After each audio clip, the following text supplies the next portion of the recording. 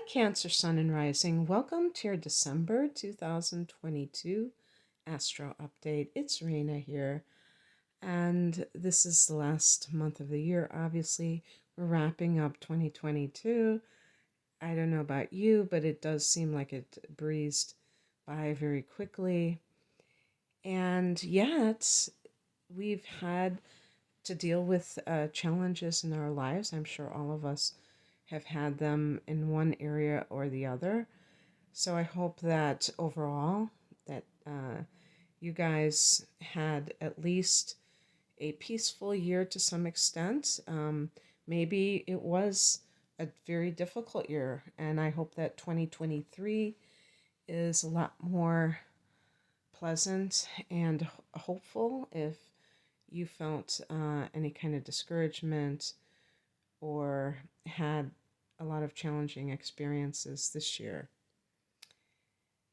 So, speaking of discouragement, Neptune is a planet that gives us a sense of the ideal, and ultimately, the ideal has to do with God and the perfect environment of the spiritual sky, if you want to call it that, compared to being here on Earth. For instance, when people have near death experiences, one of the common themes you'll hear is like they say, I never wanted to leave here. It was just so beautiful. Everything was so loving. There's just this amazing feeling that they describe, this sense of peace that they've never felt before. So that is, kind of imbued in that influence of Neptune. And when it's taken too far, obviously people become very escapist and they can't deal with anything that is ordinary, like so they always need to like having those peak experiences all the time. I think that a lot of people who have serious addictions, like, yeah, like very serious addictions, they tend to think like that, where they have to have these rapturous experiences, or at least they have to really be have their emotions kind of dulled because they're so sensitive, right? Well, you're a water sign, so you may be one of those people, Cancer, that really feels things deeply. And Neptune has been in your ninth house for the past decade. And I'm saying that in general, depending on your particular astrological information, that's going to vary when that happened, when it went in there. And on the 3rd of December, Neptune goes direct at 22 degrees of Pisces. Neptune has been retrograding for several months. And when it is retrograding, it becomes an influence that can be described as disillusionment in some cases, or just being, or just a reality check, which is can be a good thing. But if it is disillusionment, it can be in the area of your belief system. And this can come from an event. Like a lot of these transits, I would say they can be precipitated by some event, which then causes you to feel a certain way. So in this case, it could be that you belong to a spiritual group, or maybe a spiritual teacher that you follow, and they do something that makes you question them, that makes you say, yeah, they're not for me, and things like that. Now, on the one hand, that can be very upsetting because you might have thought that you had found the answer to everything. But on the other hand, it can be very helpful if you were being led down a dead end road. So it's not, one versus the other. It can be, there's a good side to it and there's a challenging side to it. And also, that could also pertain to higher education. So that can mean that for some people, if you have been going to school for some reason it hasn't lived up to the hype. And this can also, not just somebody who's, in their late teens, early 20s, but if you went back to school because you had to quit when you were younger and you go back there and you're like, what the heck is going on here?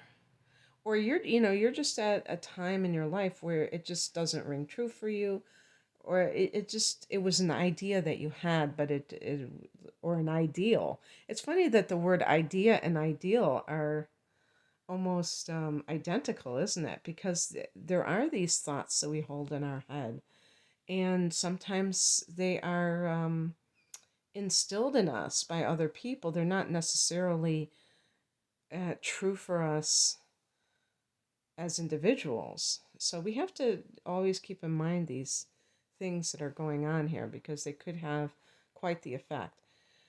Um, so on the 6th, basically what I'm trying to say is that this allows you to, you know, be idealistic, which is actually a good thing, but coming from a place of more clarity, because Neptune retrograde can give you that clarity if you have this pie in the sky attitude about your spiritual life that may be impeding you from really making progress on a tangible level. On the 6th, Mercury goes into Capricorn, and this is your opposite sign, opposite house. So this is 7th house stuff. Talking to a partner, maybe about something important, but communication for some of you, if you've had poor communication with someone, this is important. It might be that this is a legal matter. 7th house can be legal affairs, and you are gaining information about the legal affair. The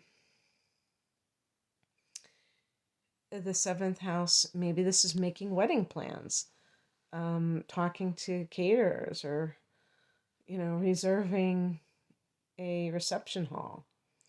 Mercury is about communicating, but what are you communicating? Maybe like I said, like wedding plans, things like that, or thinking about committing to someone. On the 7th, the next day, there's a full moon at 16 degrees of Gemini.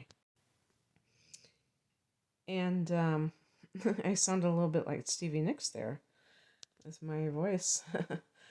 um, so this is going to fall in your 12th house. This is Pisces domain, and Pisces, part of Pisces is the dream state. So that could be some kind of prophetic dream, but anything that you're letting go of that has a self-defeating pattern attached to it. You already have Mars retrograding here. So this is kind of working out things that are, kind of countering patterns that have a negative effect. And one of the things about, or self-destructive, I should say, one of the things about Mars, or that it represents, is anger. So for all of us, when Mars is retrograde, we may feel this sense of like we have this anger that we cannot express because it would, complicate things in some area of our life. Now, sometimes that can be very frustrating because we're like, I really want to say this. I really want to punch a wall or confront somebody. I really want to do this, but I can't. What I think the retrograde is a great time for those kinds of things, which are intangible because they're emotions. It's not like something that, if you redo an assignment in school or redo your something that in work, some kind of a project that didn't isn't going in the right direction, that's a different story. That's a hands-on kind of thing. But there's so many vague things that we might think that we have to redo, and we don't know how to do that. And so what I would say about that is looking at what it is that you really feel strongly about um, in your life that makes you feel frustrated. So there might be some area, maybe it is that primary relationship. And for cancers, you have Pluto in that seventh house in its final um, months of transit. Although I do think it's going to, it's going to retrograde, and it will go back into Capricorn. So it's not really final. In 2023, it will still go back there. But at least when it goes back, it's going to be um, already having completed it and going over old territory. So some of you have had major shifts in relationships in the past 15 years. And this can be simply your idea of committed partnership.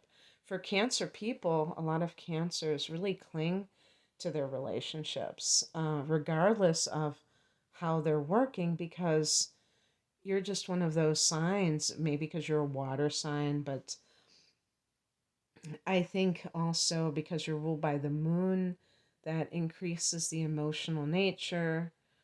Um, and you just really are that nurturing figure too, where you want to help people and things like that. So sometimes we have to um, express anger, uh, but we have to do it constructively. And Cancers, I think, are known for being passive aggressive, and you can certainly be aggressive. There's no question about that. But you may have a timidity where you're afraid to just, come out with it. So you do it in a backhanded way, and that's not effective, and that just complicates things. So this this Mars retrograde can show how it negatively impacts you, because it's coming back to you and it's reminding you, working through these things. The 12th house is the unconscious mind. And sometimes we have very deeply buried anger that needs an outlet. So, reflect on that.